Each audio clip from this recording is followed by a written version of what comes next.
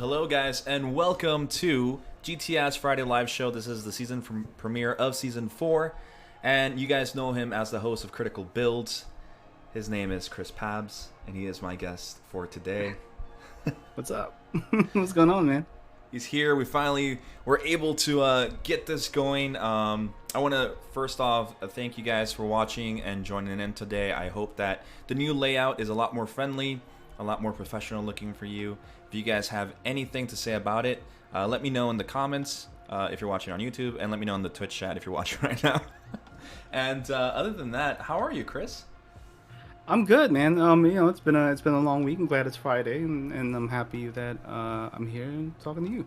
Yeah, cool, man. Thank you so much. So you said, I know for a fact you said earlier that you were.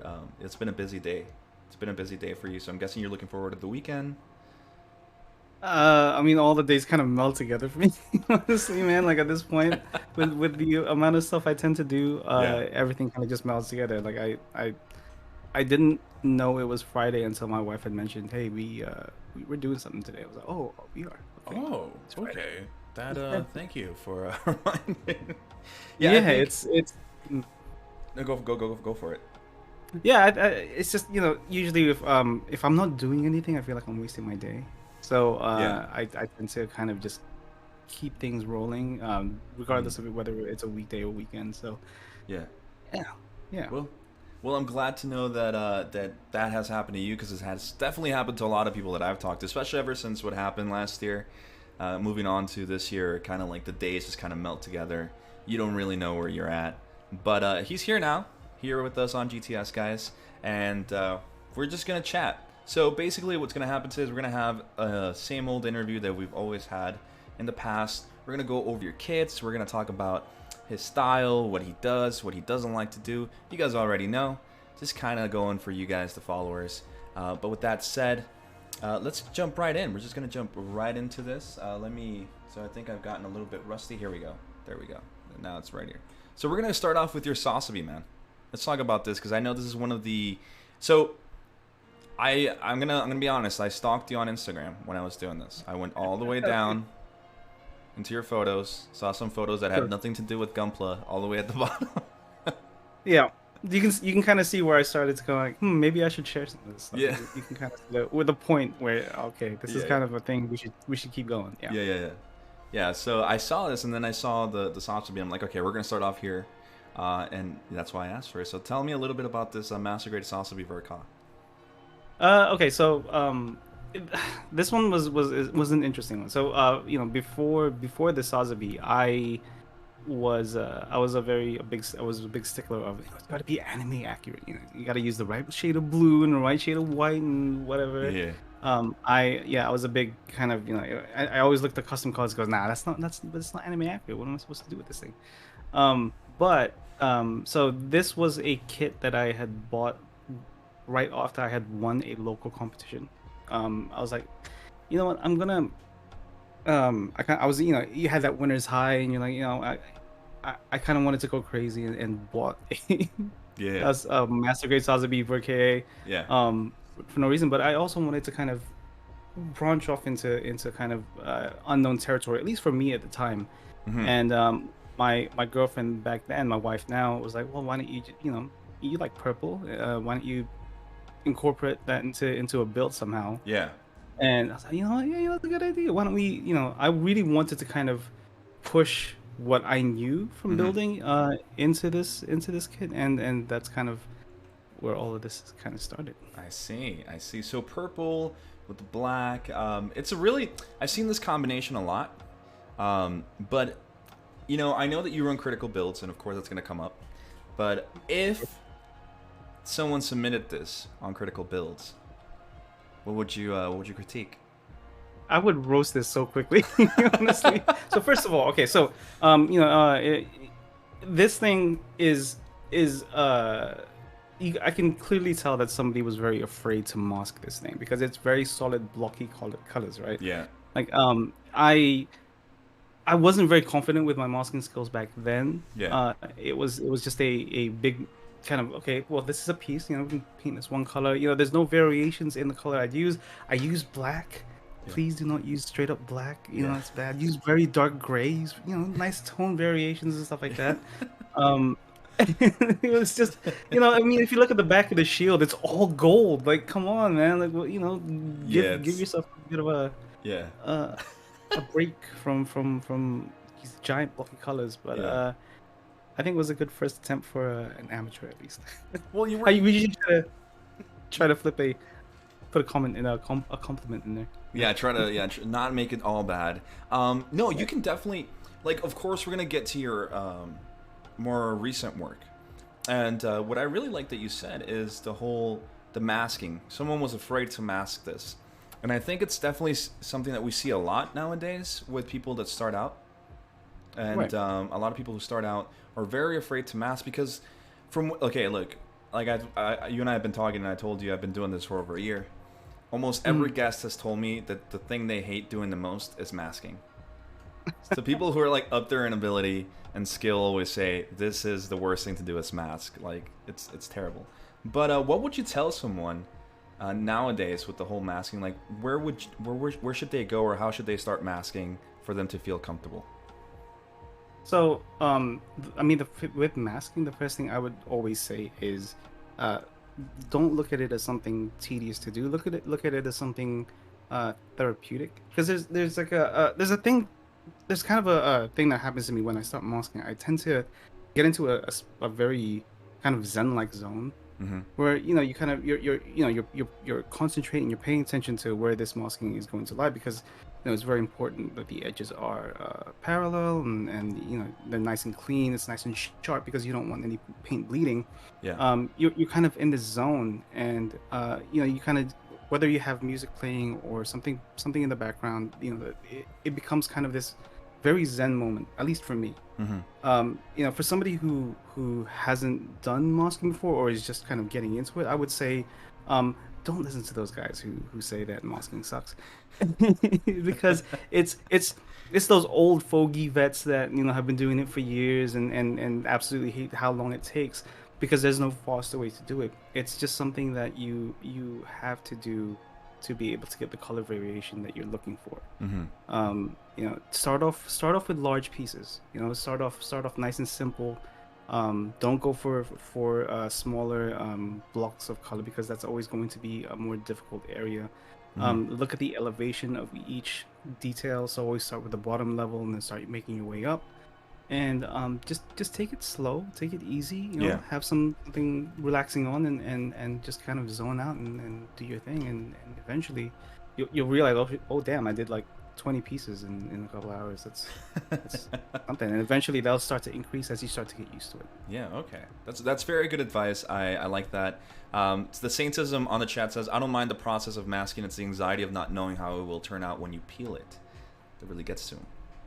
Yeah, I can understand that, but there's a whole bunch of things that you can do to prevent paint peel, because surface prep is a very important aspect in kind of color customizing your kit. Yeah. Stuff like for example, if I may, like some of the resin stuff I do, I always put a layer of gloss after every layer of paint, and that might sound like something extremely tedious to some, but it's just another layer of protection for that paint, Yeah. so it doesn't get scratched, it doesn't peel. I like to make sure that my stuff is as secure as possible, because especially with resin, and we'll talk about this in the future, especially with resin kits, it's very resistant to paint adhesion. So that's something very important that we have to kind of I have to make sure that doesn't happen. Wow. Otherwise, dunk it in the alcohol bath and try again. Well, that's awesome, because this is the first time I've ever heard. I mean, I've heard of obviously using the gloss and everything to protect the paint before you put on the decals and all of that. But doing it after each layer, it's kind of crazy, man. It's tedious as hell, but I mean, it doesn't hurt anything. It's just an additional amount of time, an additional amount of gloss. But it helps protect it from, especially if you're using a specific method of masking. If you're using the toothpick knife method, where you put it over the panel line and you score with the toothpick, and then cut it out with the hobby knife. Yeah. That gloss is just going to help protect that paint from being chipped as you go along with your knife. Also make sure you have a very sharp hobby knife. Of course. Yeah. Wow. Okay. Freddy was wrong. Says, how many shades of purple has Pabz mixed in his lifetime? How long have you been alive, Freddy? Probably that much. There you go, Freddy. But look, I do also enjoy the fact that you said it's a good try for first time and all of that. And I would have to agree. I think the Sazabi ver.Ka must be a very daunting project to even start off with. I did not know what I was doing. I'll be honest. Like when I put this thing together, when I snapped this kit together, I didn't realize how many parts there were, how long it would take me to even just put it together, and how much work it was going to take to at least to get it to a point where at the time I was happy. Yeah.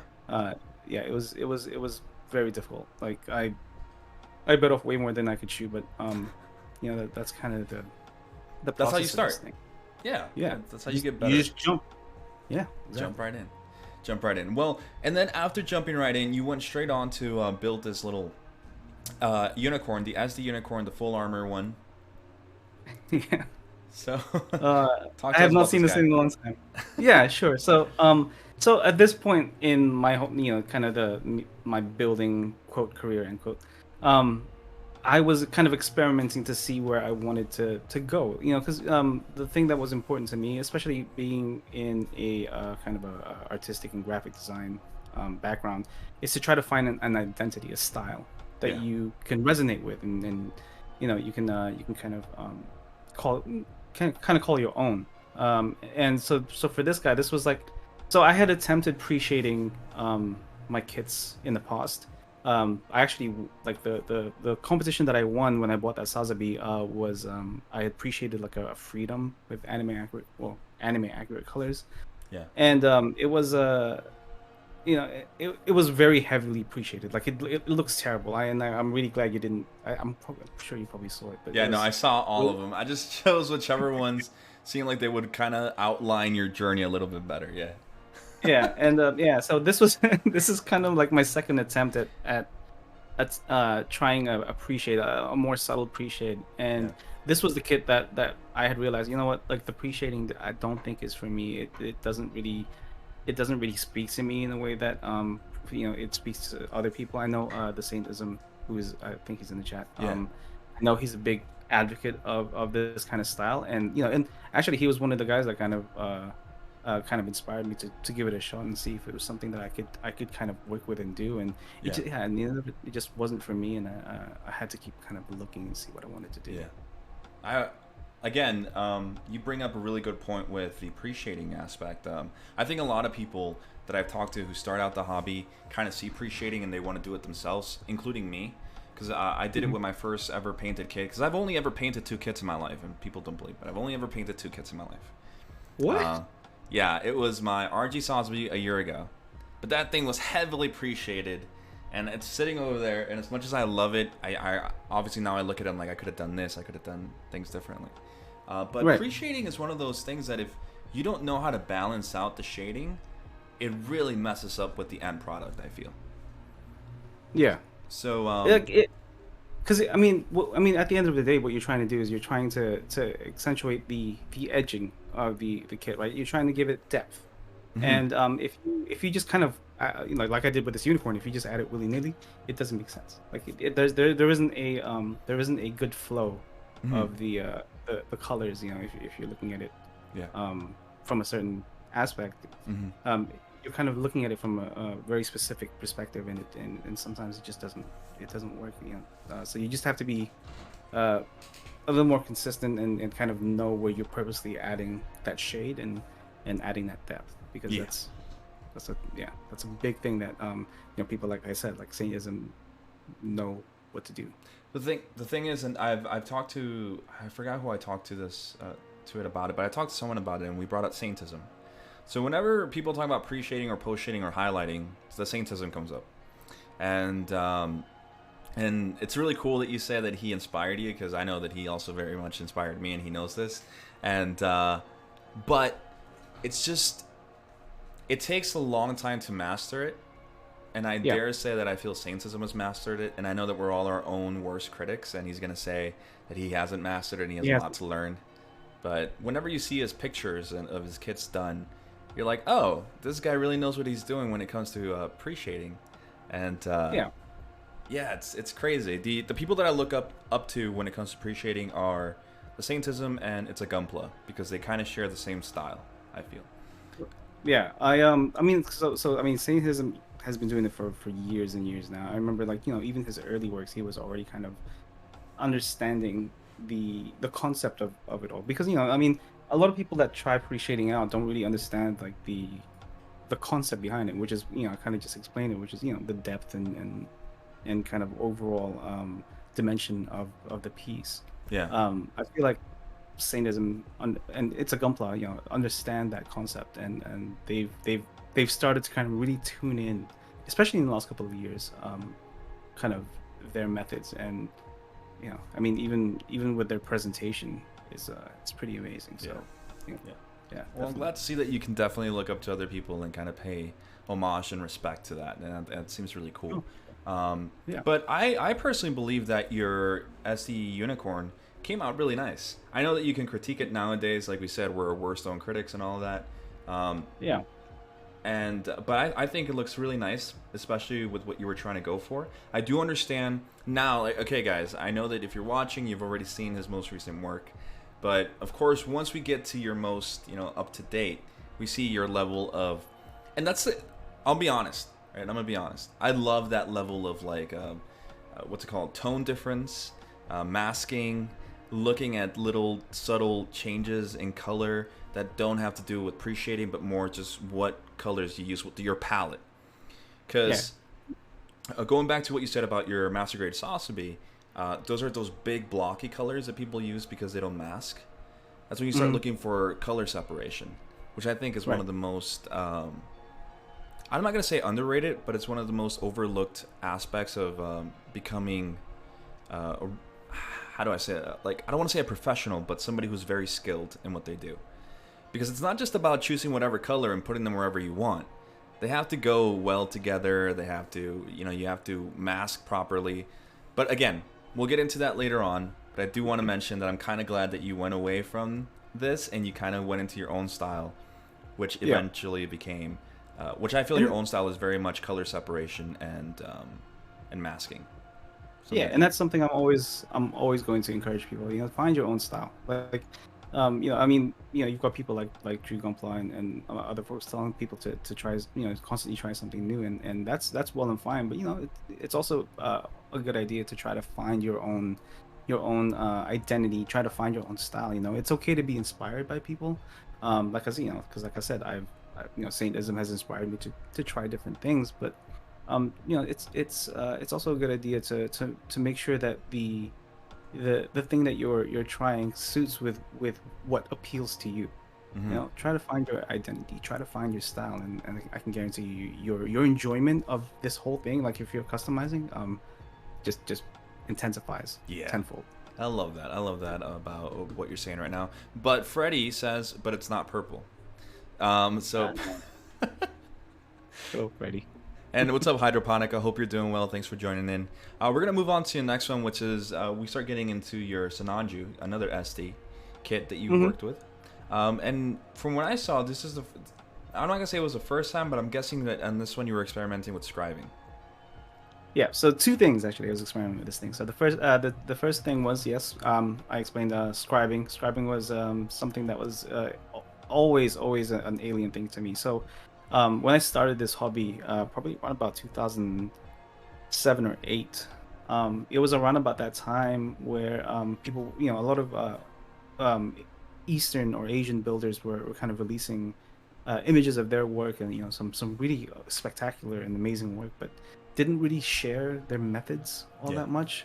They were very secretive about how they did what they did, and that was always a frustrating thing. And scribing was one of these things that really kind of eluded me in terms of doing it well. Yeah.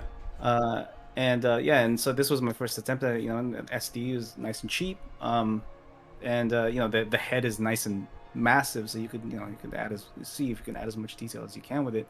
And this was also my first attempt at weathering a kit, subtly weathering. Like it's not like a Rinaldi Studio, masterpiece.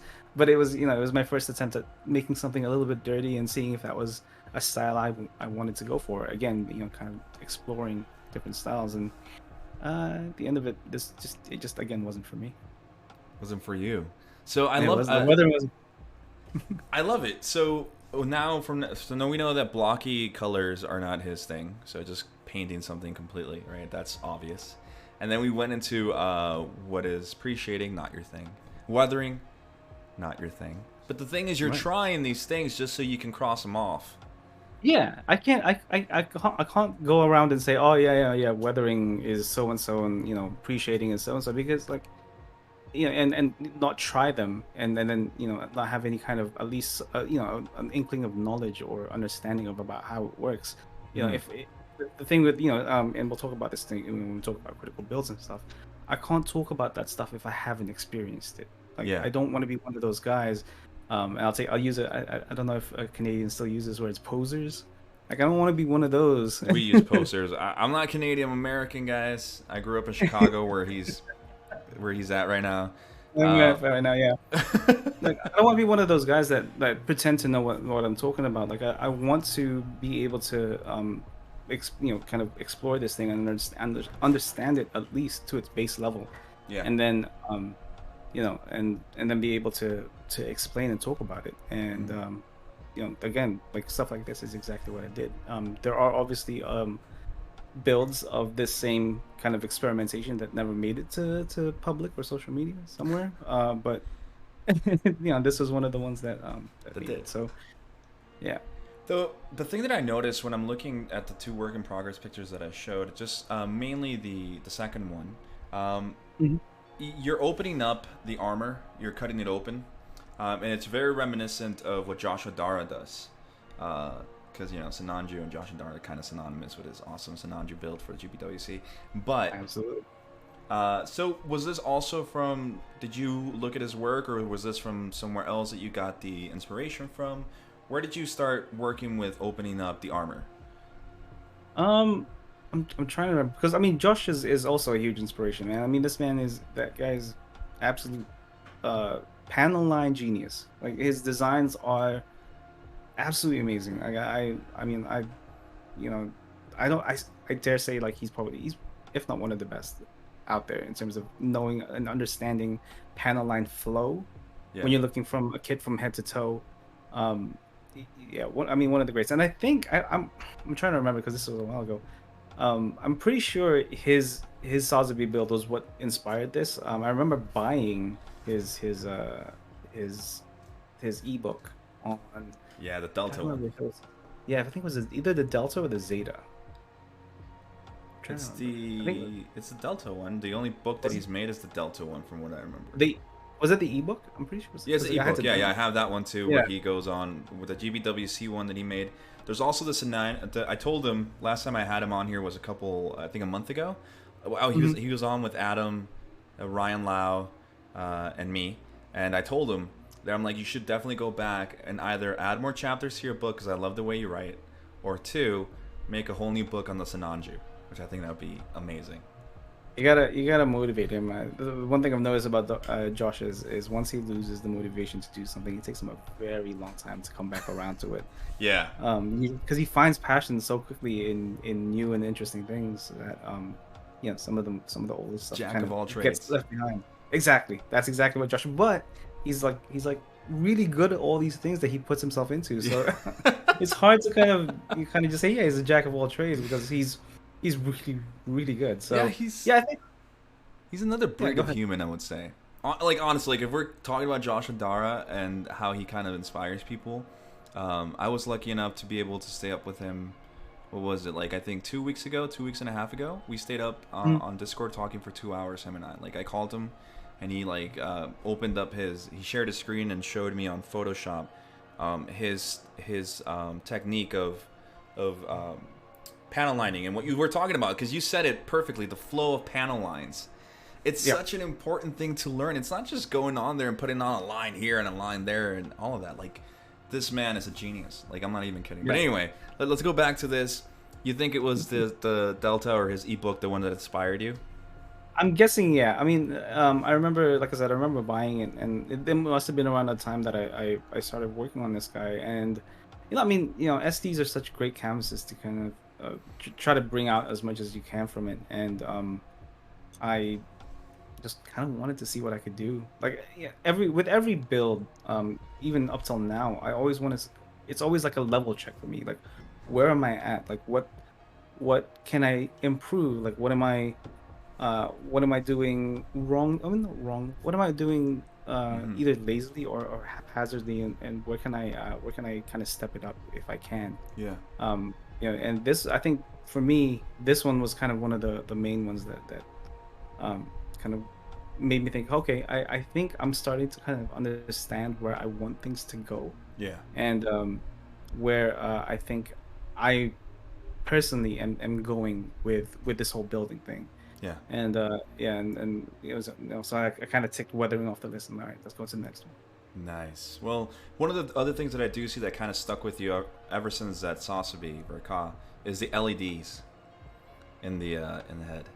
So this is something that you always wanted to do, or is it just something in you that makes you want to put on the LEDs? Um, I think it's just something I wanted to do.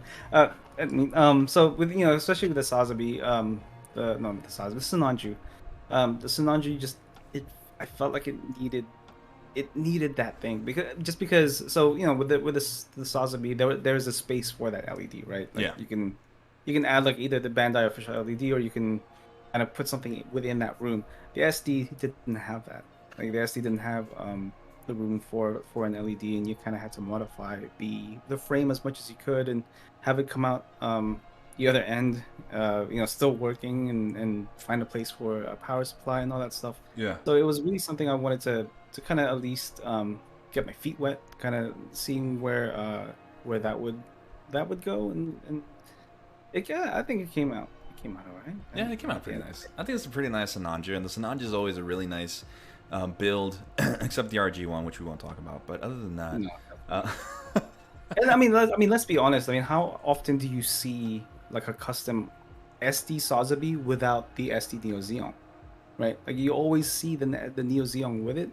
If people are customizing the SD, so I kind of thought, let's take the SD, or they take the SD and they kind of mishmash it with the HG to make it into like a SD cross HG, and I didn't want to do that either. I wanted to kind of see if I could bring out as much as I could with the SD Sinanju and kind of see where it goes, and for some reason it turned into black. Yeah, well, it goes back to the whole idea of there's a lot of people who like to add things onto their kits and to their builds, but I feel like I've fallen in love more with people who can bring out something from the original design. If you can play with the original design without changing it into something else completely, it kind of goes back in that whole thing with the flow of panel lines, because then you get, but it's not just the flow of panel lines and all that. It's a flow of being able to augment the characteristics that are already part of the kit and really make it your own without going on and adding 100 plates of plot plate, you know? Yeah, and that's kind of the thing that I've noticed a lot of newer customizers or people who are trying to get into customizing a build don't quite fully grasp yet, is that there's always a with photography there's something called the rule of thirds, right, where your eye will always be drawn to certain points of the subject. Yep. It's the same with building with customizing. You kind of need to look at it from head to toe and understand that what you kind of have to kind of figure out if what you're trying to do flows from head to toe. If it doesn't, you kind of need to figure out why isn't this thing I'm trying to do not flowing with the rest of the kit. Is it the angle that I'm trying to apply to this? Is it thickness of the piece? Like you kind of have to, and it's something that you develop with time. It's not just something you can study constantly and then go, oh, okay, I understand it. Yeah. It's just something you kind of have to pick up as you go along, and eventually you'll kind of, it'll become second nature. You'll be like, okay, so this doesn't work because of this, and I need to do this to make this look better. Yeah. Like everything has to complement each other, and give that one singular kind of up and down look, and you go, yep, I see this. I like the silhouette of this. I like what I've done. Yeah. And I absolutely love hearing you kind of explain these things, because you can kind of hear the veteran in you speaking, but you say it in such a nice way and eloquently, so it doesn't come off as just like a critique, which I think it's really cool, man. I like to call it the guys and I like to call it is it okay to swear on this show? Yeah, no, of course it is. Yeah, no, we swear all the time. Okay, so the boys and I on Critical Builds like to call it a shit sandwich. Yeah. So you do a critique, you do a compliment. No, you do a compliment, then you do a critique, and then a compliment. So it's a shit sandwich. It's shit content. Like, I love it. You find for every two things that you find that you can critique, you find one thing that's complimentary, and because you want to make sure that person grows as a builder, not you're not bringing them down. Exactly. And I think that's what's really missing sometimes from people who I like to call like I don't know, like just couch critiquers who are literally sitting there typing away and saying some bullshit, which I'm fine. To me, I've always said constructive criticism, which is what it needs to be. If you're gonna critique my build, critique it to the point where you can also offer some viable advice for me to follow in order to get better. If not, then I personally. But like, for example, the way that you're mentioning things and the way that I've seen you run critical builds, I think that makes a lot of sense. You have to be nice about it. You can't just go up to someone and rip them apart. Yeah, I mean there are people who kind of ask for that. Like they go, I want you guys to rip it apart, but at the same time you're like, well, I will, but I'll do it nicely, and I'll make sure that the next time that you add something or you submit something, it'll be better than the last thing that you showed us. So that's good. That's good to know. I like a shit sandwich every now and then. Grumpy Mouse says, very nice. Gaddix 102 do a redeemed posture check, which means we should straighten our backs, just make sure that we don't thank you for that. Gaddix 102 do I wonder who you are, Derek. All right, here we go. We're gonna go on to the next one here. Okay. the Barbatos. And so you guys will notice that I chose literally all the Barbatos builds, not because I'm biased, maybe a little bit. I am definitely biased. First off, before we get into this, I wanna know what you think of the Barbatos itself, because a lot of people are very polarized. It seems, like some people don't like it, some people do, and I feel like the obvious, the louder people are the people who love it. But I want to know what do you think of the Barbatos design? In this case, this is the Lupus Rex, right? This is the Lupus. Yeah, this is the Lupus. The Lupus. So I'm gonna step back a bit and focus on my background. Okay. And you tell me whether or not I like the Barbatos or not. All right, let's see, guys. There's a Lupus Rex. There's a sixth form right there. Yeah. There's a Lupus somewhere else, like behind me. So I am on that boat of I absolutely love the Barbatos. There are things about the Barbatos I wish they would have done better, and in terms of like the base form, right? Like the base form had the weird flat feet, and the kind of there's just something very kind of stumpy about it. And then they came out with the Lupus, which is honestly my favorite form of the Barbatos, and knocked it out of the ball. Like there's like a visceral kind of thing about it. Like there's an intensity about the kit, and then people will say, "Oh man, it's just it's another edgelord. It's just another edgy kit." But there's like it's just something design wise that really speaks to me. Yeah. I'm. Why is it that what I want to ask the people in the chat? Why is it that when people love the Barbatos, they're immediately considered edgelords?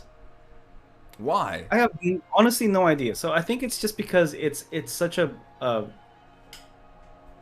it's not even, I can't even say an edgy suit, because it's not. Really it's edgy. Not, yeah. Edgy suit would be the Death Sight. Yes, absolutely. That's an edgy suit. It's just a very okay. We'll not say it's edgy. It's a sharp mobile suit, right? It's a sharp mobile suit, and it only really has one form of attack, and it's move forward and stuff like that. So it's got that kind of mentality to it. Yeah. And people immediately kind of edgelord. So I don't think that's the case, but I just love the design of the Lupus. It just speaks to me, man. I don't know. Oh man, I love that. No, so I don't know if you knew, Vandal is now hosting us. Thank you so much. Vandal, she actually asked, Pabz, are you going to build an elevator dio anytime soon? I'd love to see it. I built this the night of that incident, Meg. It's somewhere in my house, and I will never ever show it to anybody ever. I think we all kind of want to see it. And then Freddie was wrong, says, no, he's hosting us also. So thank you so much, Freddie, and thank you so much, Vandal. Meg and Freddie are my boys. And girl, of course, Vandal, before you kill me. Have you met those two in real life? I haven't met them, no, but Meg and I started talking last year when I got into the hobby.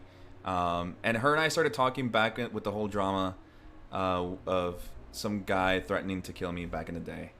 And yes, that was yes. Mm-hmm. Oh, you remember that? Okay, so that's where Meg and I met. And then after a while, I noticed that Meg was dating this really hot guy. His name's Freddie. I don't know if you've seen him.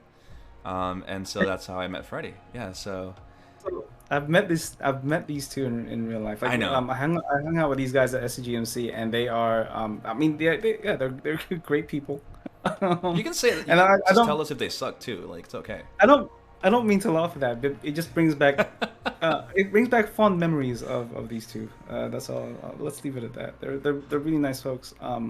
Meg, and hopefully I won't try to take too much of time kind of compliment these two. But Meg her hunger for knowledge is very admirable, like really cool. So keep doing your thing, Meg.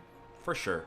No, we definitely want to go down. It's something that I've talked to my. I'm about to get the English accent from you. I was gonna say the talked. I was. I was gonna say. Okay. That's the problem when you speak multiple languages. I only speak two, right?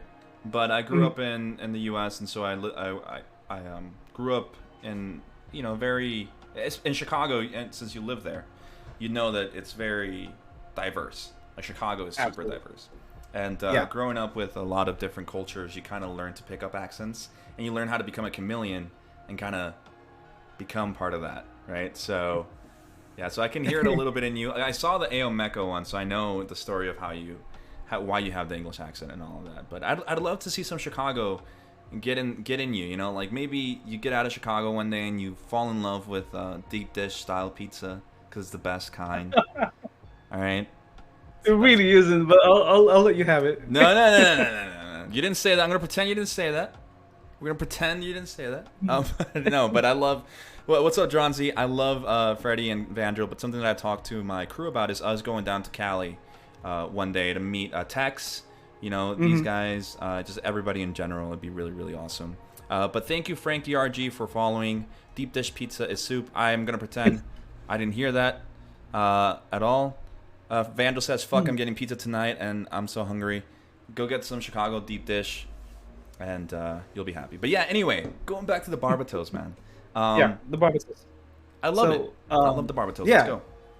I mean, this is probably the start of me really finding the thing that I'm sort of starting to find my style here, right?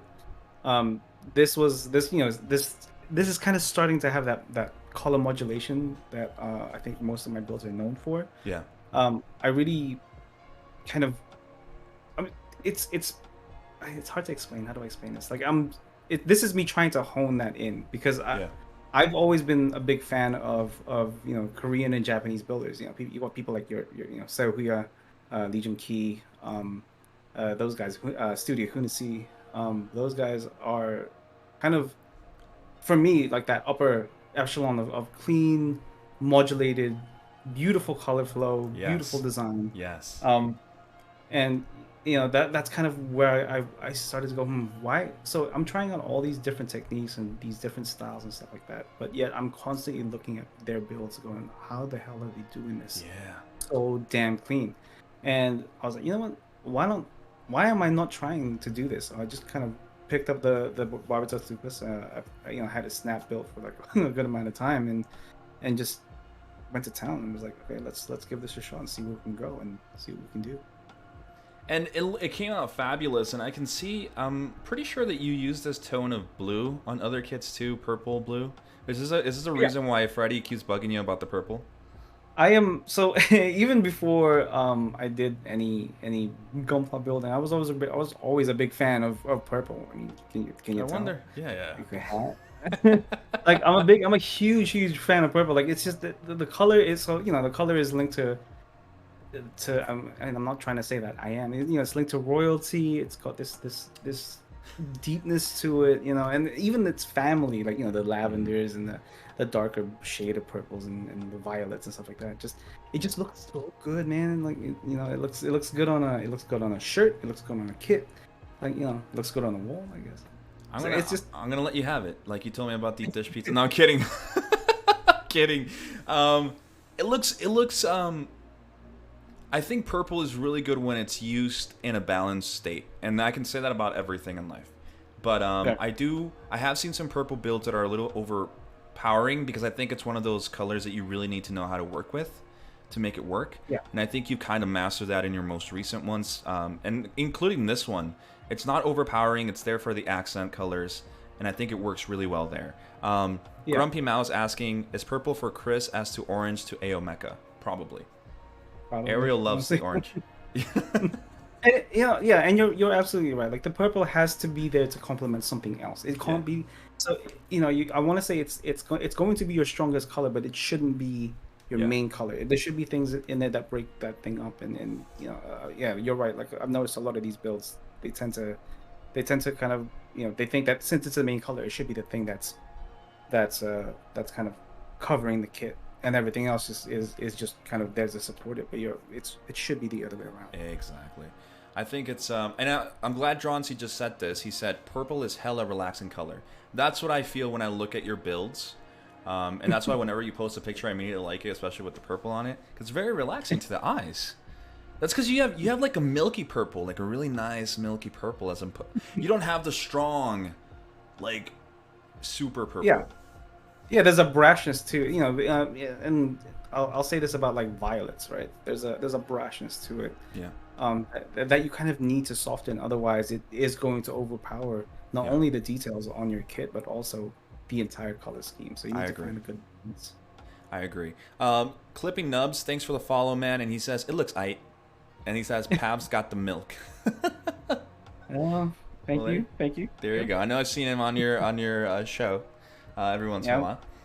while. But there's a name that came to mind immediately when you announced it. And he's a really good friend of mine, Seo Yahuya. I love the man. He is Yeah. he is a Korean national treasure. I will say that much. Like, That's, I mean, you know, not even speaking to his personality, because I've spoken to him on several occasions. Really nice dude. He's very welcoming. He doesn't care what your skill level is or your knowledge level is. He will, you know, if you want to talk shop, he'll talk shop with you if he has the time. yep. That man's dedication, absolute dedication to making sure that these details are popping and they're clean, and that he doesn't have to do as much hand painting as possible, is way beyond anything Yeah. I've seen other people do. He's a It's master. insane. It's another level, yeah. I It's always- and it, No, go for it. but it's a whole other, like, it's a style that I feel a lot of Koreans have adopted, but only few have really kind of mastered, and he's definitely one of those guys. I agree because so I think it's, I'm glad we're talking about this too, because before we were live, guys, we were talking a little bit about community and how we've met different people. And some of the best people that I've met include Frosted Snow, and through Frosted Snow I met her husband Cookie, who is also a Resin king, and then both of them look up to Seo Yahuya, and that's how I met him, and then he became my friend. And I don't know if you knew that he sent me his Kenshin that he has on his Instagram. I did see that. That is amazing. I know he's recently gotten into anime figures, and I'm really glad he's starting to kind of build the that mechanical kit. I can't remember the name of it right now. I know he's building like this big ass thing right now. Like it's it's a Xeon. It's essentially a third party Xeon that it's like massive. It's like 160. yeah. I don't know. And I don't know if you follow Godfinger. I do. Yes, another dude. Yeah, Korean. He's insane. Korean. It's a certain style, right? That these guys have really kind of adopted and Robbie Plop, Korean. yeah, It's like- people like I'm trying to remember the names here right now. Yeah, like I said, 20C Studio was one of the earlier ones that I really kind of attached to and started kind of thinking, why am I not doing these clean builds? Like you said, you got Seihuya, you got Hunisi, you got Lee Jun Ki, who's also I believe his name is Gunpla Lab on YouTube. Yeah. Or G Lab. People like that, just insane talent, insane builds. If you guys are looking to kind of pick up, clean building. Yes. These are the people Those. that you Yes. I'm so.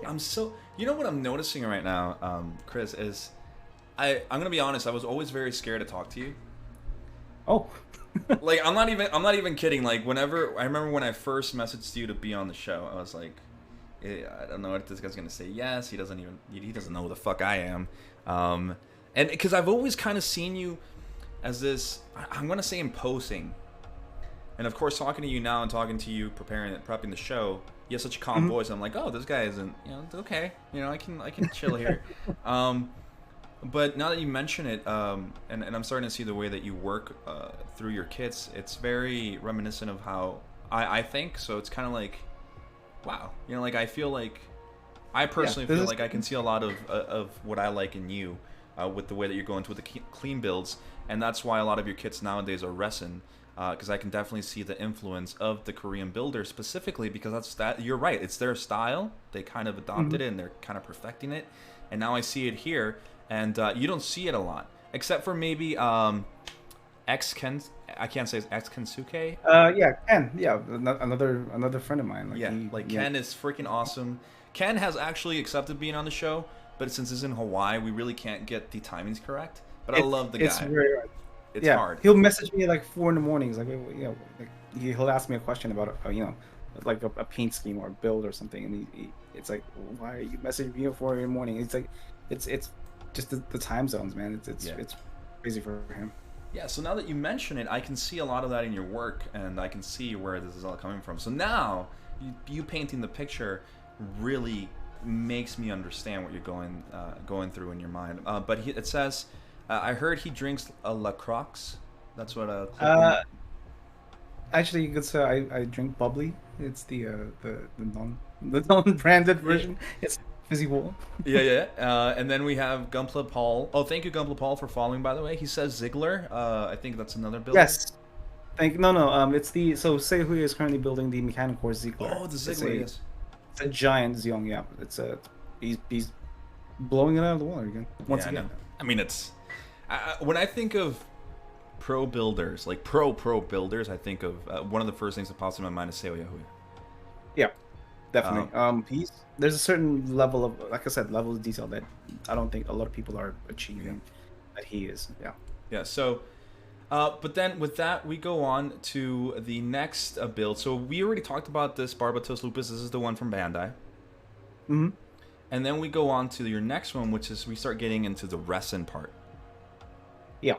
Of things. So walk us through Resin. How did you come to work with Resin? Why did you choose Resin? Just tell us.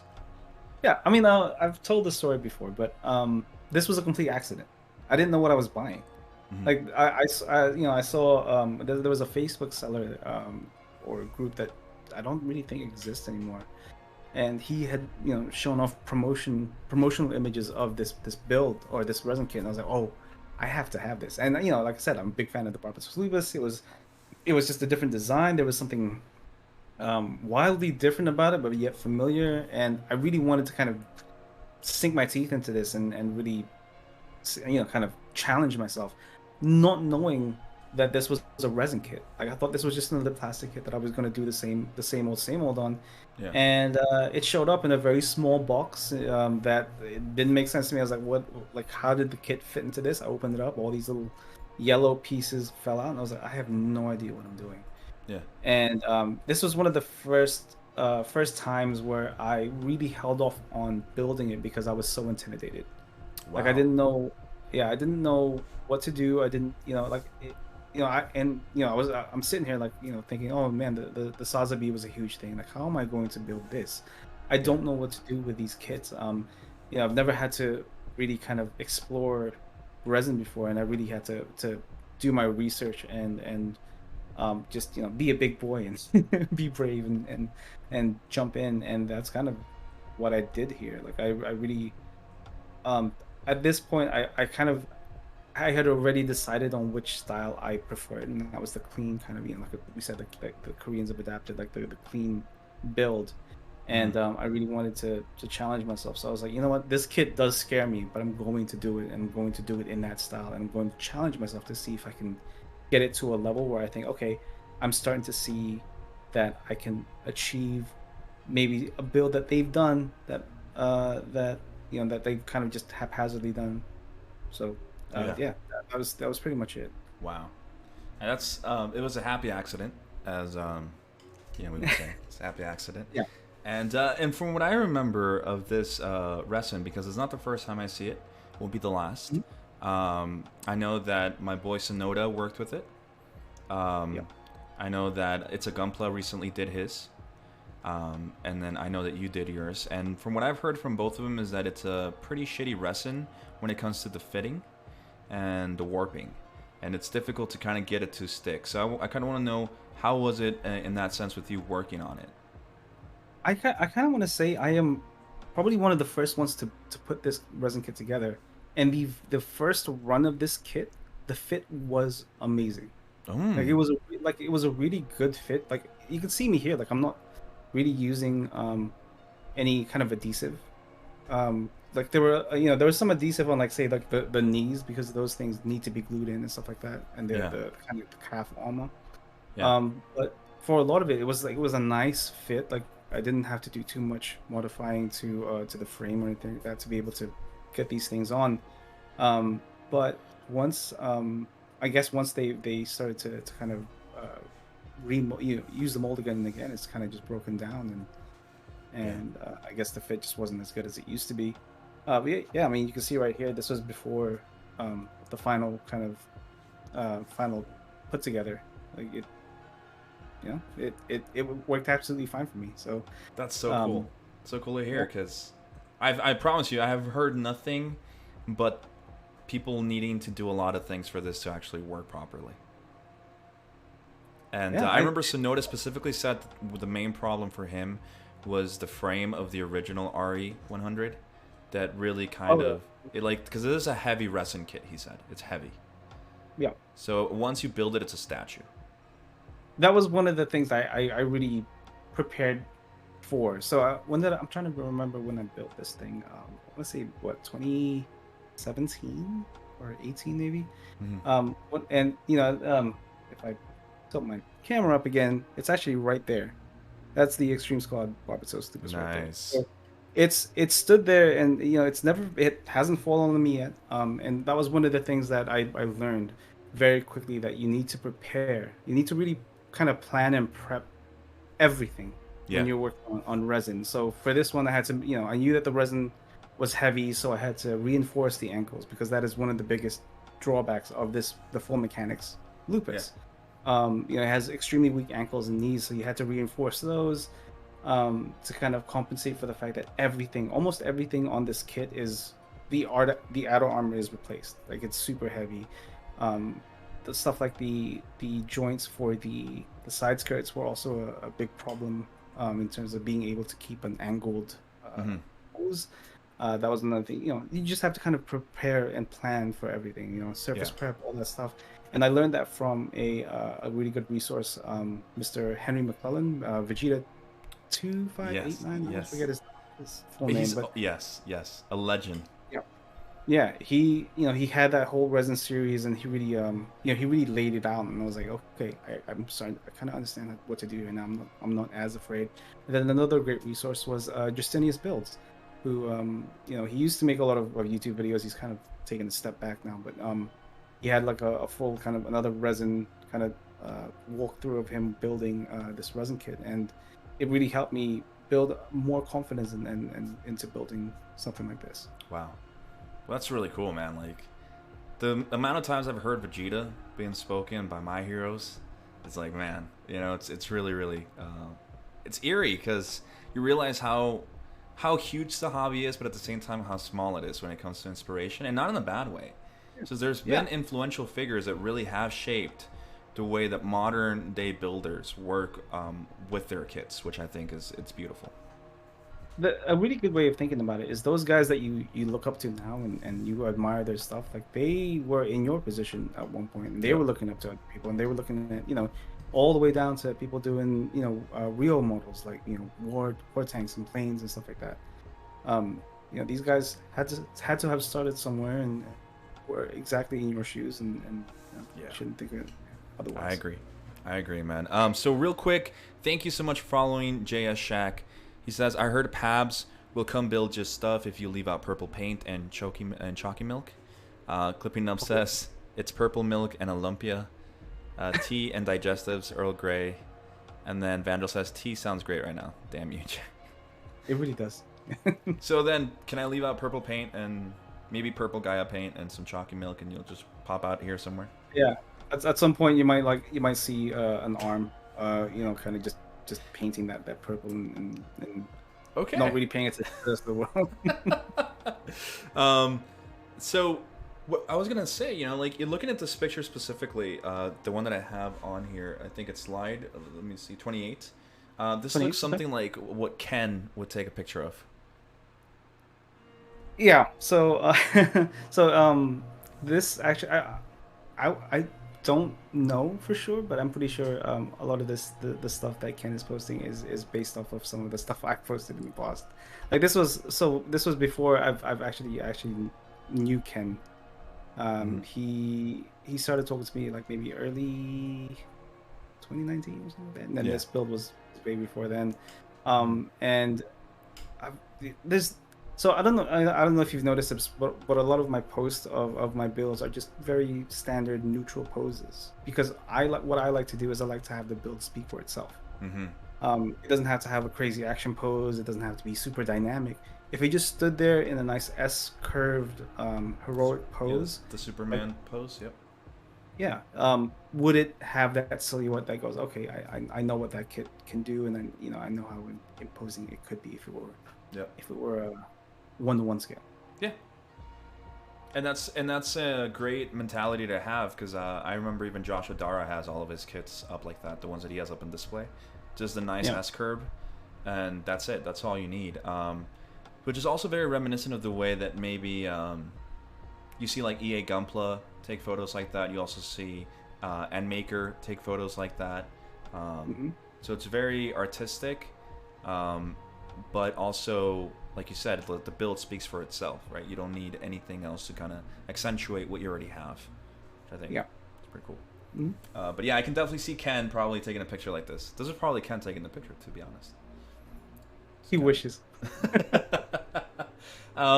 And then Vandal says, "Gotta go by. Take care, Vandal, man. We'll talk to you later, Mig." And then that's when we started getting. So basically, this Barbatos, the extreme one, was your first adventure in Resin. Yeah. And then so you fell in love with Resin because of this? I wouldn't say I fell in love with it. I think I saw the appeal of it. So once I finished the Barbatos, I looked at it and I was like, okay, I see the appeal, because obviously it is still the Barbatos Lupus, but there are things different about it visually, and I was like, okay, I think I can get into this. I think I can kind of figure this out, and the more I kind of thought about it, the more I was like, yeah, I really like the differences in design, despite the fact that it is the Barbatos. It hit like a bell for me in my head. I was like, that you can have like an iteration of it without it being the actual thing. If that makes sense. I don't know if it makes sense in my head. No, it makes sense. It's like when a fan art comes out of like a certain character, and you kind of like the rendition of that, because you still love the main character, but you just like seeing it in a different style. Exactly. Yes. Because I don't think, maybe you would, because I know you like the Barbatos a lot. I mean, so do I. But at some point, I couldn't see myself. I think that there was a Reddit post of somebody who has like 20 Barbatos master grades, but they're all the same, right? I mean, it's an amazing kit, but sometimes you kind of have to break that. Break that, yeah. And then this was that was the start of it for me, and I started to really appreciate the kind of the design aspect of resin kits and conversion kits and stuff like that, because it takes a lot of imagination and design prowess to even be able to kind of make something like this. So I was like, that's when I kind of, as much as I dreaded starting doing this kit, by the end of this kit, I was like, okay, I think I can do more and see where I go with it. Okay, nice. So then which leads us to our next kit, which is the Simp models, the RX-93, the Hainu, basically. So this, I remember this one because I remember seeing it everywhere. And one of the things that I love seeing is work in progress pictures, and even just the fitting of the resin looks really nice already. And I think one of the things you did specifically for this one, if I'm not mistaken, let me look. No, I don't think it was for this one. I think it might have been another one. Didn't you have one where you have the original kit next to the resin one? Yes, that's more. That's later on, right? It's not this one. Yeah. But let's talk about this. What did you think of this casting? Was it easier to work with now that you had some work on the Barbatos? What did you kind of notice with Resin coming into this one? Okay, so I'm not sure. I don't know if you read the description on this one, but this was a partnership with Simpro. He had provided like a preview of it for me to kind of test out and see what I can do with it. And this was one of the first times where, because you heard it's a Gunpla and Sonadapla talk about how terrible of a fit the Extreme Skull Barbatos is. But whereas for me the Extreme Skull Barbatos fit like a glove, this fit even better. And that was so this thing was amazing to put together, just because it felt like a plastic kit, just kind of you just snapping this together, and you don't particularly need any glue. You didn't need any of the stuff that I had to do to parts of the Barbatos. This was all just okay. I'm just gonna place this here like I would its original piece, and what Simpro did to this thing. I still don't understand, because it just felt like a regular kit, and it felt. I mean, I still had to do all of the prepping, the surface prep, and all that stuff, but this was very easy to build, like really easy to put together. Yeah, I mean, even just looking at this picture with the vise, and you Mhm. have just the chest on there. It looks like, yeah, it was just kind of clicked on. Yeah, there was no modification needed. I didn't have to do anything to the inside. Whereas even with a lot of these newer resin kits, I still have to kind of okay. So this thing has like some weird molded putty in the back, and I had to kind of remove that and fix that, and it's a big pain in the butt. And yeah, this was until this day, because he and I are friends now. So Simpro, like, Simpro and I talk regularly. I still don't. He still won't explain to me what he does to these things to be able to fit so well, because no other resin designer or garage kit producer has done what he's done in terms of being able to put things together so easily. Wow. I mean, I can see it kind of looks like it fit like butter, but my question now is, when you receive a kit nowadays with resin, or even with this, what do you do to prep it yourself? Like, what do you do? What do I do? I put it on the shrine. I pray a little bit. No, I no. Okay. So the first thing I think anybody should always do is to do a parts count, because you never know, these things are not inspected or looked at as much as say a Bandai kit. So it's always good to kind of look and see how many parts you have, if you're missing any, if you have extras, etc. Like it's just easier to understand how many parts you're working with, what parts are what, and so on. The next thing I do is I immediately wash everything. You don't want to handle those things, the resin, too much, just because of mold release, any kind of chemicals that they use to make sure that it's completely released from the molding. Um, you wanna make sure that those are nice and clean. I use a nice industrial strength degreaser, like for here in the U.S. I use that 505. You can also use Purple Power. If you don't have that, simple warm water and dish soap will work, but it'll take longer. And then after that, you remove and it's pretty much a plastic at this point. You remove the nubs, you sand, you clean, you make sure it's nice and neat, surfaces are nice and even, hit it with a surfacer, and then you repeat that process until you're happy with how nice and clean these surfaces, and then you Wow. start painting. Wow, pretty. I mean, the reason I'm asking is because I have in my possession two new ver.Ka, not the high new, but the new ver.Ka, um, Hmm. like The conversion. 51. Okay. I have so these were sent to me as a gift by Ryan Lau, from Ryan Hmm. Lau, and I don't know where they're at right now. They're somewhere here, but they're like the E20s or whatever it is. Ah, right. I Okay. have two of those, and he sent Okay. me two. I thought they were just one. I thought it was just one, and I asked him like, "Oh, there's two boxes of this." He's like, "Oh no, it's two different ones. Just choose whichever one. Get a new ver.Ka later on to the other one." He's like, "But maybe you Sure. want to try your luck out with Resin." And it's daunting, man. It's daunting. I have to wash it. I have Yeah. to do this. I have to do all that. There's just so much that I have to do. You said that Ryan Lau is a friend of yours, right? Yeah, Ryan Lau. Yeah. Okay, so the thing that I don't know if he's warned you about E2046 kits, it's that the costing on those kits are terrible.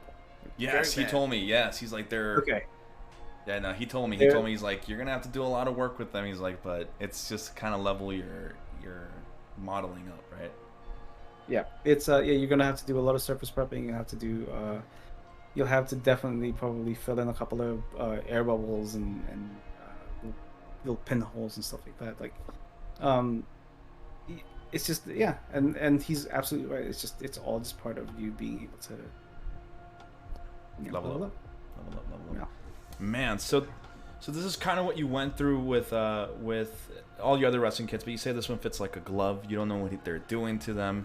He won't tell you. And then, He by the won't. way, this just came out super clean. So this is super reminiscent of that what we were talking about, the Korean builder kind of style. But this is which Yeah. is I think at this point you kind of settled down on okay. The Barbatos is like okay, I'm gonna do a clean build because I think this is where I'm going to.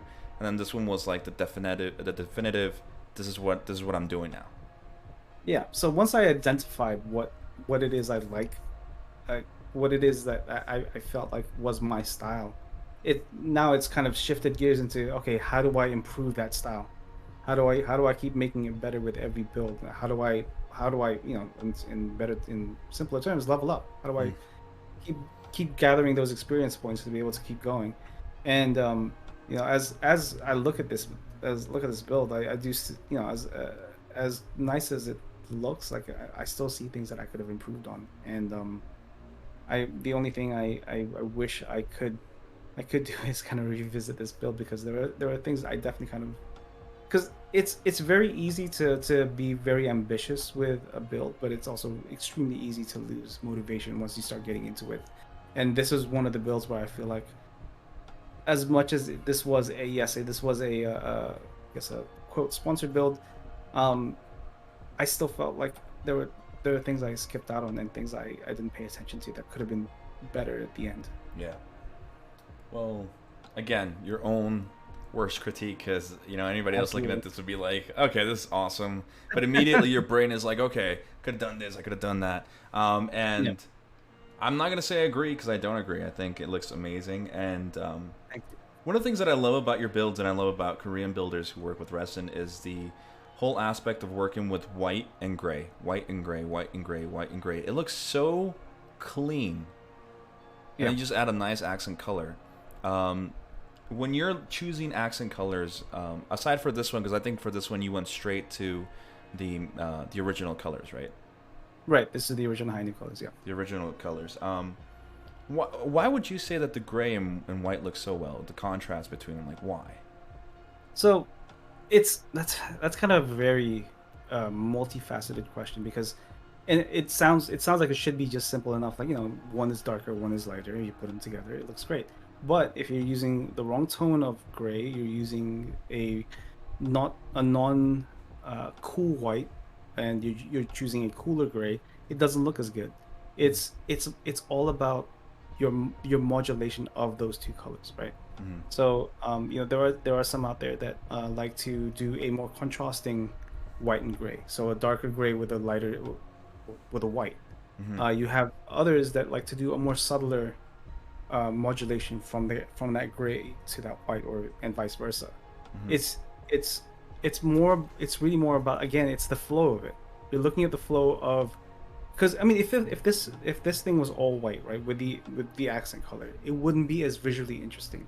The Yeah. gray is there to help break that down, break Mm-hmm. down those details as you go from head to toe, and it highlights the details that Yeah. you're trying to show. Yeah. Um, yeah, but you also have to make sure that those two are complementary. Otherwise, Yeah. it's Yeah. Like like we said before, it's not just about choosing a color and going with it. It's about kind of making sure that they work well together.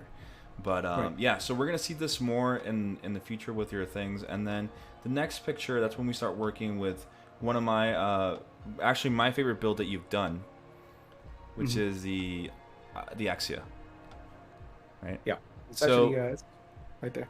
Oh, yeah, shit. Move out the way, right there. yeah, I Yeah. can see it, and I love it. Now I'm not a big fan of the Exia, but I love what you did here. What I mean I prefer the Quant, and the reason why I Okay. like this Exia is because it kind of it's reminiscent of the Quant, but. So Mhm. so is this, and I guess I can ask you, I'll ask you back, like, so do you prefer this build over the quant I did recently? I prefer this build, yes. Okay, is it for what reason? Because you said that this reminds you of the quant, but yet I built a quant. Like, what's the difference between this The one and what I that? like about this, and in fact, it's right here, the picture. I'm gonna move forward a little bit. It's for this kind of busy picture of the Exia Amazing here. I think it's slide. Let me check. The first one, the one that looks like when you're already getting to the professional level of pictures, just the first one, the one that you sent that I could use as promo. Hmm. It's this angle of how sharp the backpack looks, and the level of detail with the panel lines that it has, and just how it goes from being really slim to really bulky on top. So it looks Okay. very, very futuristic in my eyes. Along with it being now, one of the things my wife said, because my wife is watching me when I'm doing most of this stuff. She's like, "That's a really busy build," and she's like, "There's a Mm-hmm. lot of detail." Because originally I was gonna use this for your promo image, Okay. and my wife came down and she told me, no, not this one, sorry. She said that about the Dynamis. Sorry. Ah, She said that right, about right, the right. Okay. Dynamis build that you did. She said that Hmm. one's very busy. But she's like, this one is very busy, but it just flows better. There's something about this one looks that is very pleasing to the eye. So That's straight for my wife, so I don't know what that meant, but this is why I chose this one to use for your promo on the Instagram story kind of aspect of things. So, but yeah, I love this one, and just how I feel like it's more of a triangle than anything picture. I don't know. I don't know. There's something about it. Not saying that your quant isn't good looking. It's just that I prefer this Exia. This, yeah, I'll be honest with you too. I prefer this one over the quant. Yeah. I just wanted to see why. Like, so, I mean, with this one, I am. I don't know if a lot of people know this, but just before I finished this build, I was hospitalized. Oh. I had a very serious issue that we had to take me to the emergency room for, and I was there for a couple of days. And I what's the right way to explain this? Like, when I came back, it was very tough to kind of get back to a normal life. But doing this build, because I did this build for SCGMC, doing this build I felt reinvigorated. It was such a fun build. Like, it was, I mean, as you and your wife say, it is a very busy build, so there were a lot of details to kind of bring out. But I feel like this was me kind of knowing what I wanted to do and achieving that goal, and yet still finding places to improve. So it was really, this was a really fun build, and this is a really memorable one. It brings back a lot of really good memories for me, despite the fact that I was hospitalized during this build. So it's probably one of, if not my favorite build so far. Grant, I'm glad you said that. That's why I said this is my favorite build. Maybe it has to do something with that. Maybe there's a part of you that you added to this kit because of what you were going through at that time, that kind of shows with the level of work and detail that you added to this. Yeah. Because sorry. Go ahead. No, yeah, I was gonna say that doing this build for me, just being stuck in hospital, not being able to do anything, feeling that feeling of helplessness when you're at a place like a hospital, and then surviving and then coming back to this, and it really made me want to do as the absolute best that I could do at the time. And this was an amalgamation of that. Yes, exactly. Oh man, and boy oh boy did it look great, especially on the base, which this picture that we have here with the medal that you won over there, I think. Yeah, this was SCGMC. I got second place, alternate universe 1/100. And this thing looks so sick and so rad. I love every part of this, and you really knocked it out of the park, man. Like, again, you're obviously finding your true calling with clean builds. It's noticeable as fuck, especially on this one. Like, all the other ones are really clean, but I feel this one is, like you said, it's kind of just shows who you are. It's like you. This would be like Chris Pabz. This is Chris Pabz in a build, I feel.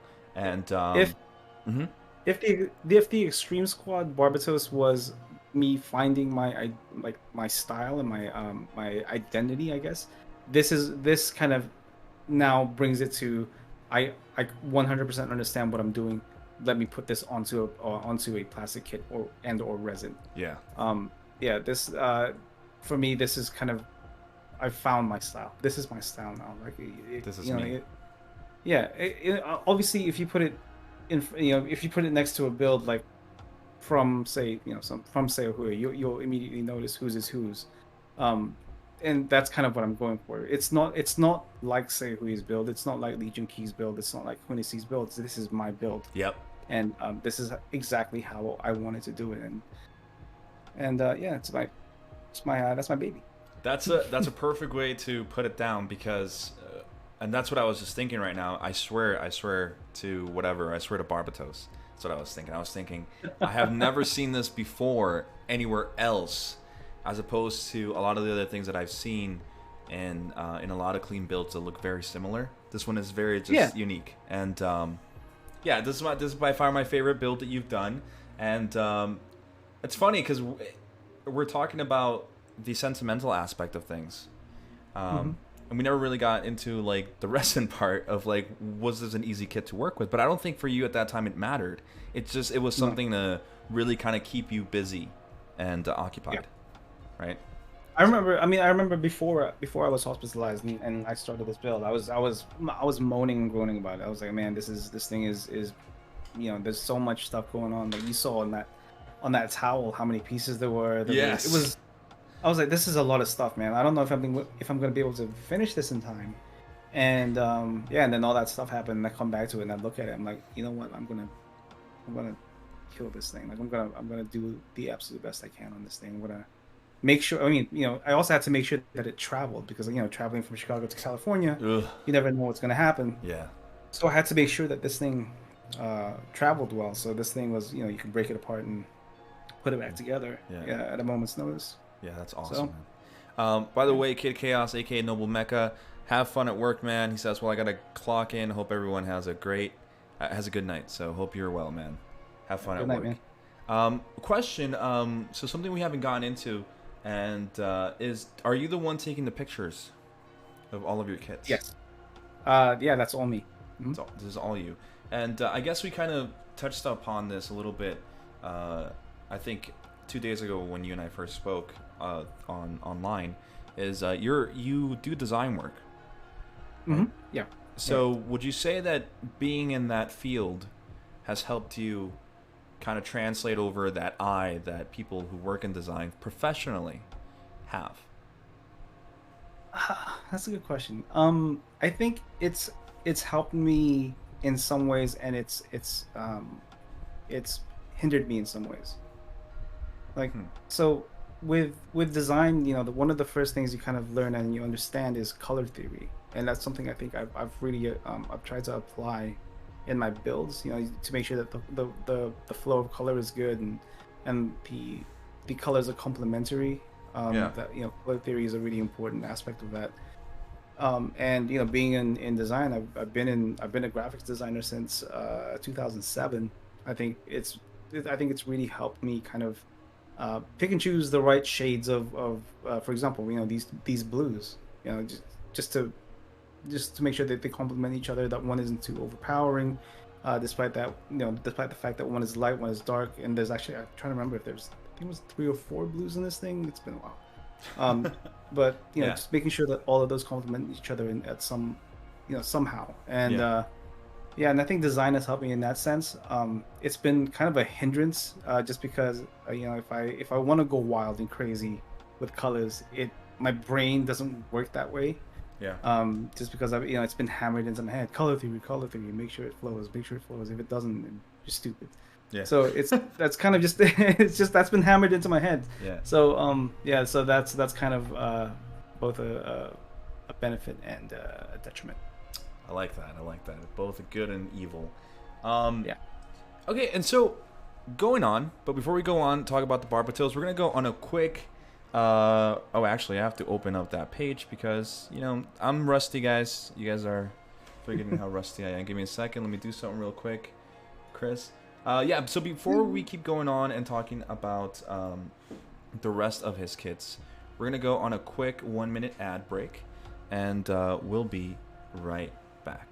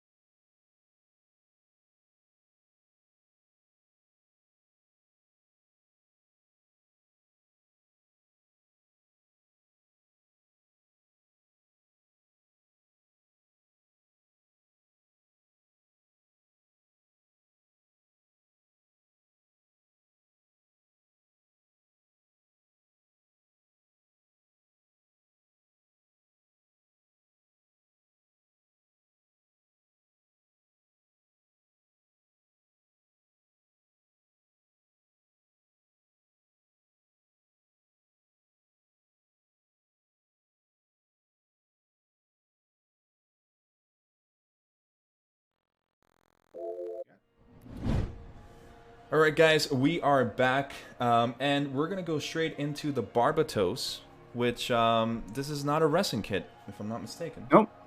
Mm-mm. This This is is not this is proof that Pabz does more than resin. I guess as some people have dubbed it. yeah, Yeah, this is a the monster grade Barbatos with the sixth form add-on P Bandai set. yeah. Someone had commissioned me to put this together, and when you first kind of snap together the kit, you're like, oh man, this thing is really devoid of detail. I mean, even the original master grade Yep. Barbatos has more details on it than this thing.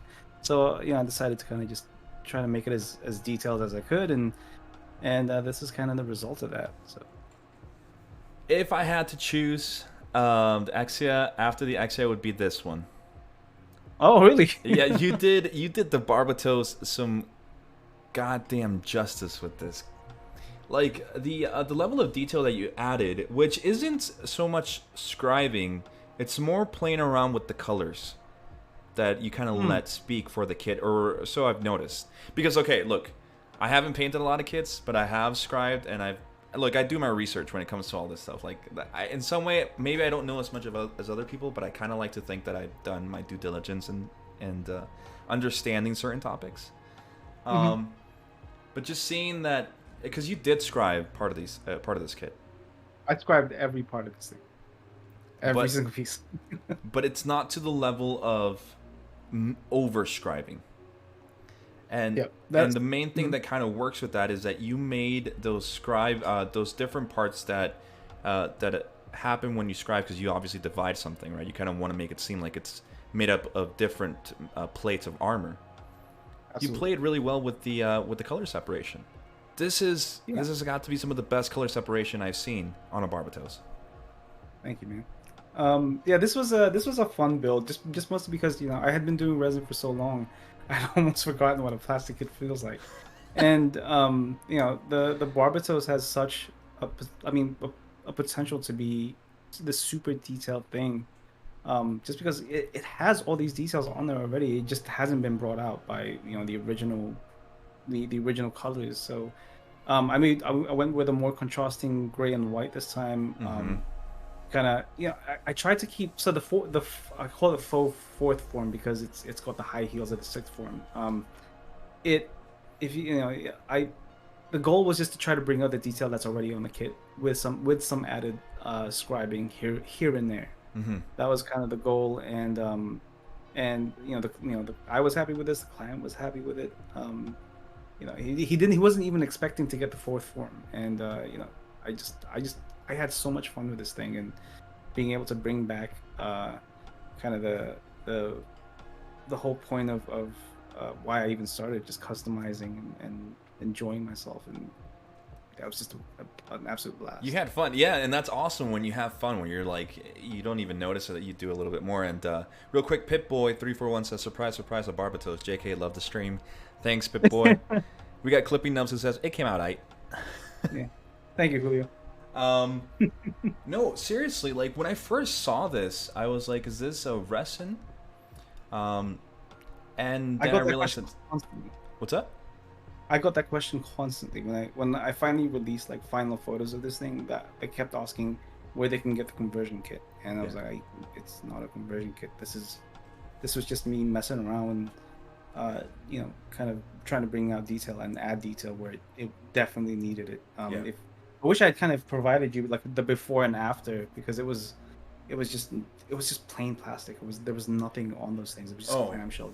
For sure. I'm a big fan of the Barbatos too, and so late for those watching next month, I will be coming out on GTS reviews. We will have a big, I'm thinking maybe it's going to be a 25-30 minute video on the Barbatos MG with the metal replacement parts on the frame, along with the LED lights that were made for it, along with the P Bandai set, all sponsored by Gundam Hanger.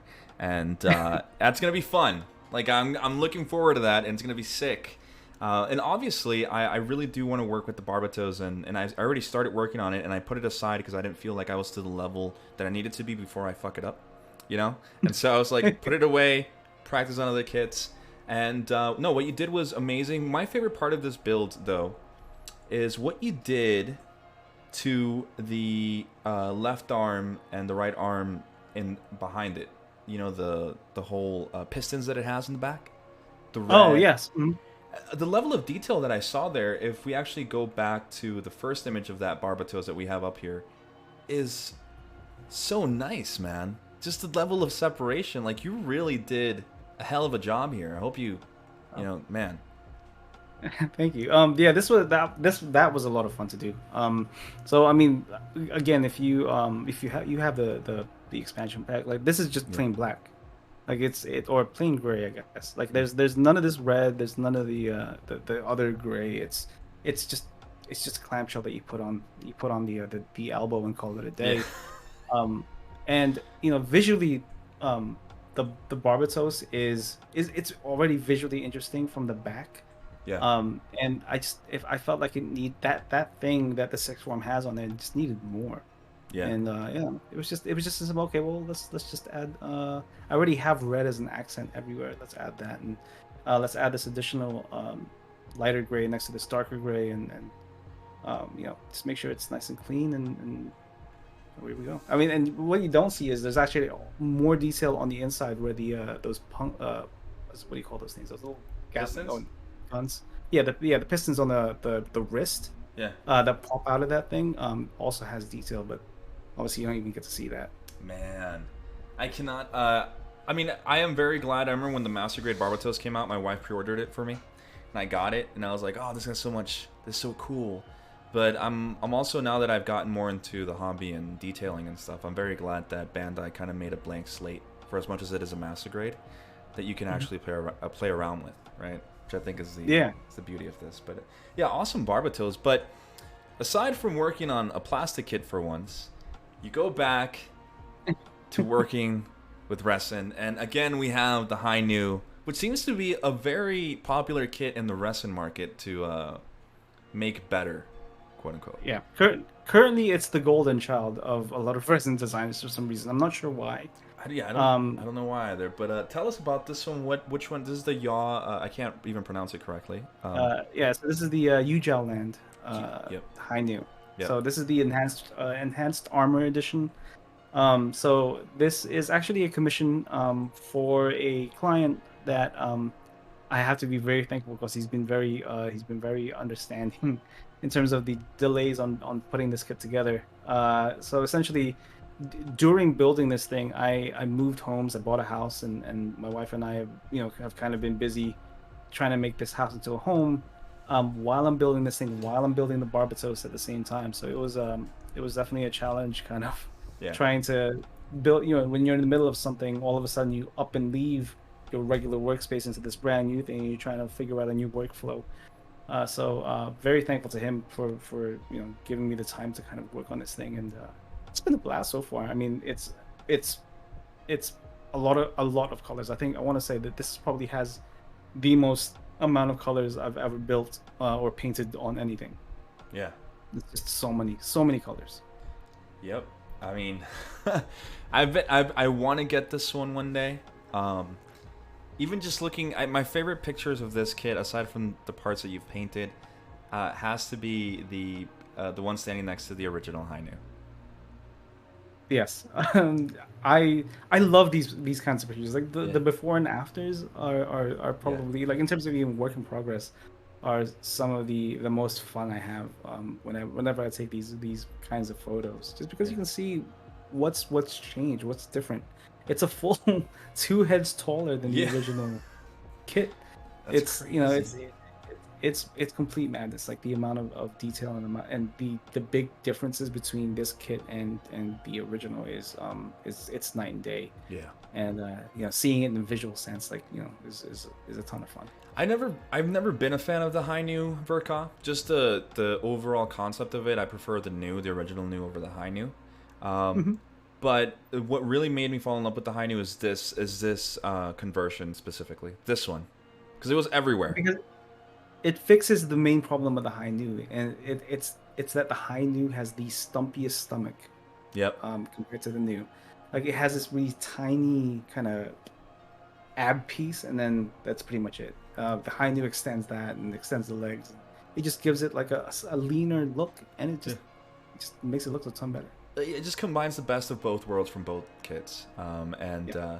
which is why I work obviously with plastic. Whenever I look at a new kit, I'm always wanting to, like, ever since like months, like ever since I talked to TR13 on the show, Hmm. it's because of him that I am always extending the torsos on my kits. Just That's a thing. Yeah. One of the guys on Critical Builds, Brian, Pro Builder. That's what he's known for. He's like, I gotta extend the torso. I was like, okay. yep, We, you gotta we all extend need it. that. Yeah. You gotta extend it to get this nice look. Which I also understand Bandai's position on not doing that or Sunrise's because it's a mech. Yeah. When you extend the torso, you give it more human, like actual human. Like there's somebody inside of the suit, like literally like armor, as opposed to somebody piloting it, which is the main difference when we go to that. But anyway, then we get into this beautiful picture with the vice and everything. Holy shit, this is gorgeous, man. Thank This you. color This separation was galore. this was a big thing. Like, so I'm the thing that I've kind of started to do, and this again that we're talking about, like the evolution of trying to figure out your style, is now I'm starting to do multi finishes on one kit. So that's glossy, matte, metallic, and overcoat. Fuck.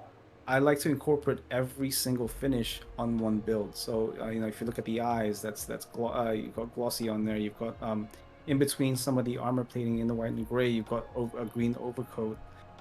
You've got the metallic on the kind of the shoulder area. And the Vulcans, I It's think. kind of, yeah, the Vulcans on the actual kind of shoulder joint. You see, Oh, there's a okay, okay, okay. silver.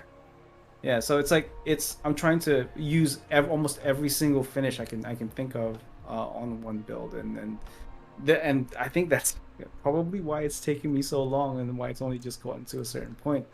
But it's also, I mean, this thing has a ton of detail that you want to bring out, and you want to make sure that this thing is the absolute best thing I can make. Well, you're a madman. You're a madman. Yeah. You look at these pictures of the torso with like the arms and everything, and then you have the close up on the right arm, and just that piece, the amount of detail in just that one piece. How long would you say it took you just that one piece coming out of the wrist? The the Gatling gun took me probably about 2.5 weeks, Two and a half which isn't hour? bad. 2.5 weeks. 2.5 weeks. There it is. That's what I mean. Then you put that into Yeah. perspective with everything else, and you get a whole lot of time that you're sinking into this. So I personally cannot wait, and I know a lot of other people probably too, until this thing is completely built. How do you feel though with commissions? Because you're obviously putting a lot of work and love into these kits, but then you get to see them Mhm. go. How does that feel? It's not so bad. So, and I am 100% the type that gets attached to my kits once I put them together. But letting a kit like this go for me isn't necessarily a negative thing, just because now I've enjoyed putting this together, and looking at it and taking photos of it. Now I'm giving it to the person who paid for it, and they can enjoy it now too. Hmm. I touch wood, I haven't had a client so far that has not liked my a build of mine. And as long as it's bringing them happiness, it's getting, and they're getting what they want. Yeah. I'm okay. I'm okay with shipping it off to them, because it's Yeah. at the end of the day, it's their kid now. So Yeah. Awesome. Well, that's a great answer, and honestly, I cannot wait. You have some pictures of the inner frame of the legs, so yeah. and then you have some some feet pics, right? Yeah, I'm a Some big fan of those. some Quentin Tarantino pictures here. Um, and the feet on the new and the high new are one things that I love. I love these Yes. pointy feet. I was talking to Nani about him earlier today. I don't know if you know who Nani is. He started making. He's actually a new type of selling his hands, his resin hands. Oh yes, Nanostar Mecha, right? That's Yeah. his, like, kind of, yeah, yeah. He He's put. yeah. So I was telling him that he should, because I think he's thinking about making feet now. And I Okay. was telling him you should definitely get into making some pointy feet, like Strike Gundam feet, you know. Uh, So, what a lot of people don't realize is whenever people like the feet on, say, the new and the high new, these are very very much Hajime Katoki like feet. So the designer, so the ver.Ka, all that the stuff. version Katoki, yeah.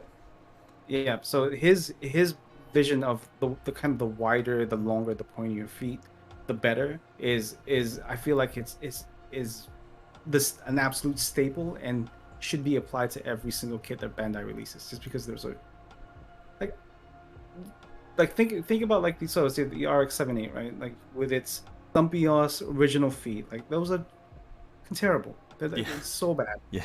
so bad. Yeah. And then you think about the original, you think about the original 7.8 for Ka, it's it's something. I mean, it's something else. And even though they shaved off a couple of millimeters from Toki's original design, it's already like 10 times better. Yeah. And then you see people extending it further, and Yeah. it looks great. Yeah. Like so if if he's decided to make some 3D printed feet, I'm all in to it. For sure. I'm gonna send them this clip. I'm gonna clip this and send it over to him because what was I gonna say? Right now I'm working on the Dynamis, which is a sponsored build.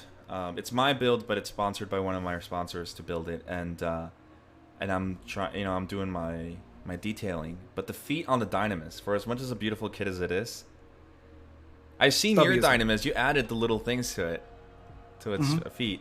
It's been, and I'm thinking about extending them to make them actually look nice because they're so stumpy, man. They're really like they're almost non-existent. Yeah. They look like knees at the end of of its legs. Yep, It's definitely extend them if you can. Yeah. So does this mean now that we can see feet and we can see the inner frame of the legs, does this mean that soon we'll be able to see the completed just standing up without the backpack? Oh yeah. So the I call it the base form is on its way to being finally finished. Like again, like well, you can't see, but like all the stuff behind me that I've kind of professionally hidden as a professional streamer would is like all the leg armor is now being in the middle of painting. So I'm on like the third or fourth I want to say color. Yeah, color. Before I start going into the other finishes. Yeah. So I usually start with the overcoats if I have to, and then I go with the metallics, and then I mask those off, and then I start with the glossy, and then finally the matte. So it's just a whole process. I've been at the legs for probably I want to say 3 weeks or so. So hopefully we'll get this high new finally standing because it's almost okay.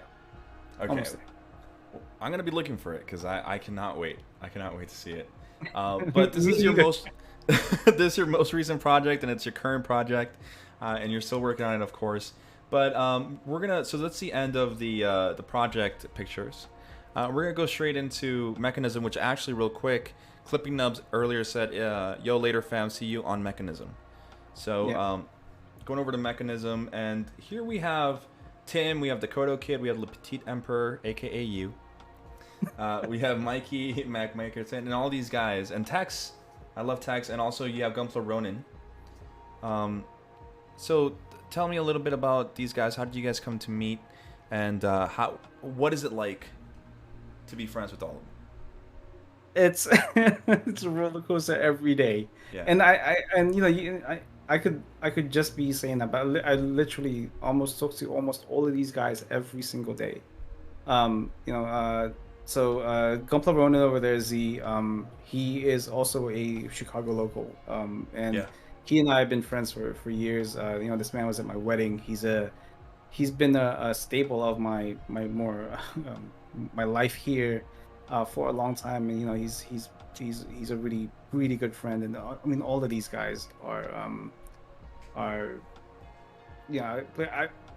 we like to call ourselves a tribe just because we're such good friends. And for example, I have Tim to thank for being able to be confident enough to stream, and the ideas that I bounce off of Brian, and things we bounce off each other is a constant everyday thing. People like Mikey and Manny and Julio, who's part of the show on Critical Builds. It's just these guys are wonderful people that I'm very proud and happy to call my friends. That's awesome. I really hope one day I get to meet a lot of these guys, especially Tex. Because you know, Tex, she's been on the show before and stuff, and she's awesome. And of course, she knows the Butchers, and the Butchers was on the show too. And it just Awesome. it's so awesome, the circle of people that in some way will be eventually connected because of this hobby. Yeah, there's literally 6 degrees of separation from everybody, Yeah. right? Like like it's kind of crazy to think that Yeah. at least, yeah, if you step at least 1 foot into a circle, all of a sudden you're in this whole different network. It's Yeah. mad.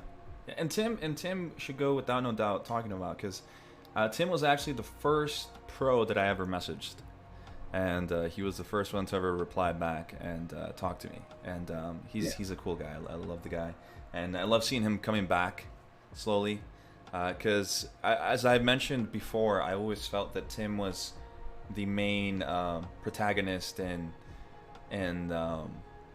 you know, standing up to or showing that the Western world actually has that level of talent to compete Yeah. in the other side. Tim is a catalyst. He's a catalyst to a lot of things, and you know, more than I care to admit. Like I said, you know, he's the main reason why I even started sharing my work in the first place, and having the confidence to even talk about it on camera is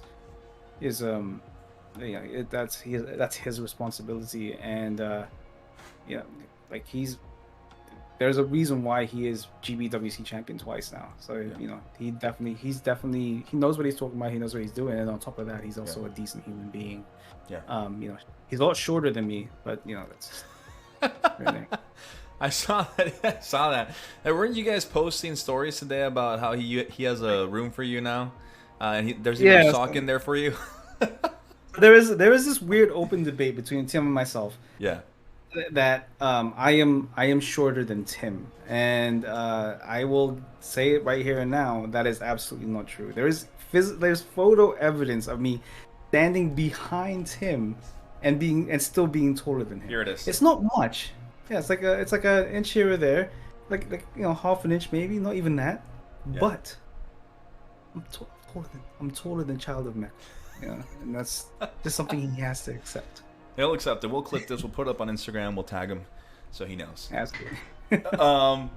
But yeah, no, I'm glad that we're talking about this too, because honestly, I've mentioned it before and I'll never stop talking about it. It's because of people that I'm in this hobby and seeing other people like share the same experience. Or actually, I should say, I'm sharing the same experience that they experienced way before me, and the community as a whole has been very wholesome. Of course, you have your own, you have little rotten apples here and there, Of course. which we won't get into. But yeah, no, definitely love seeing so many people stick together. The only, I think more than anything, and I guess maybe this has something to do with what we're talking about or not, but what I like to say to everyone is that I don't really kind of have a clique.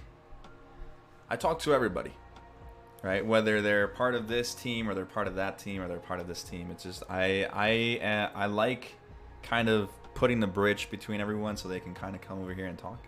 And Sure. And I know that a lot of people out there like Meg and Freddie, Tex and everyone, like it's just they're an awesome bunch, and I can't wait for the day that I can meet them and meet you. I mean, in person, be really super cool. Just hanging out Yeah, man. and talking. And but then we have this picture over here. So it's Mhm. a third picture over where, not the one where it's you with Tim, but the other one where it's Tim, Tex, everybody's in there, even Ronan, everybody. Okay, right. So yeah, this is SCGMC either 2018 or 2019. It's hard to remember. And this was this is the very first time I ever flew out for anything modeling related, like anything Gunpla related even. Yeah. And this was my first time meeting a whole bunch of these people. So like you said, Meg and Freddie, those Gundam guys, people like that. Meeting Joel for the first time, True Gunpla. Yeah.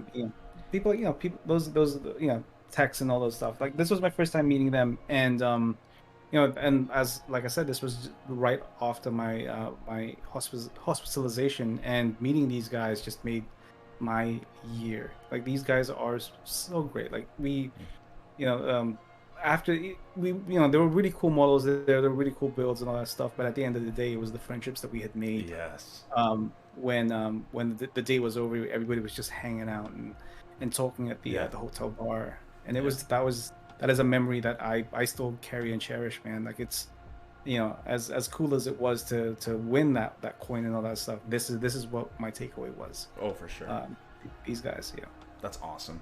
I'm glad to hear it, and like I said, hopefully one day, my team and I can go over there because we have made friends through GTS, and it's so cool to see.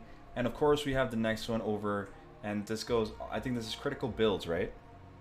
Yes, this is Critical Build. So this was season 1. It was the only one that had all 5 of us for some reason. We always had like either a guest or somebody was missing. So I had to go with a season 1 image. Nice. But yeah. Mm-hmm. So can you tell us a little bit about Critical Builds, where they can watch you? I know you have a podcast also that came out, Building Sideways. Yeah. So well, let's with Critical Builds. So Critical Builds is a show I do where we have viewers who submit their builds, whether for a critique or a feature.